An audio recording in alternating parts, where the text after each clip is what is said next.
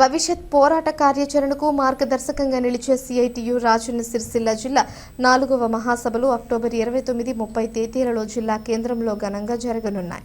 ఈ నేపథ్యంలో comrade Amritlal సుక్రా karmic భవన్లో ఆఫీస్ బేరర్ సమావేశం జిల్లా అధ్యక్షుడు యగమంటి ఎల్లారెడ్డి అధ్యక్షతన జరిగింది. ఈ సమావేశంలో మహాసభల నిర్వహణ, ప్రచార కార్యక్రమాలు, నిధుల వసూలు వంటి అంశాలపై విస్తృతంగా చర్చించారు. అనంతరం సిఐటియు జిల్లా 4వ మహాసభల కరపత్రాలను ఆవిష్కరించారు.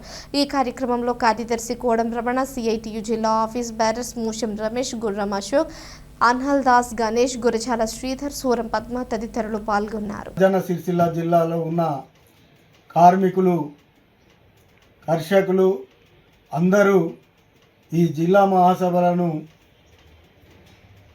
మహాసభలకు ఆర్థిక సహాయము అందించి జిల్లా మహాసభలను విజయవంతం చేయాలని కోరడం జరుగుతుంది. అట్లాగే జిల్లాలో కార్మికుల పట్ల పెద్ద ఎత్తున పోరాటం చేసి సాధించుకున్న ఘనత సిఐటిదే.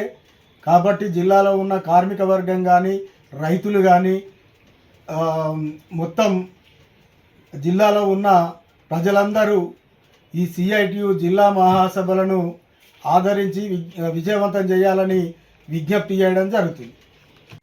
కార్మిక వర్గ సమస్యల పరిష్కారం కోసం నిరంతరం పోరాటాలు నిర్వహిస్తున్నటువంటి సిఐటియు రాజన్న సిరిసిల్ల జిల్లా 4వ మహాసభలు అక్టోబర్ 29, 30 తేదీలలో సిరిసిల్లాలో నిర్వహించుకోవడం జరుగుతుంది. ఇట్టి మహాసభల కరపత్రాలను ఈరోజు సిఐటియు జిల్లా కమిటీ ఆధ్వర్యంలో ఆవిష్కరించడం జరిగింది.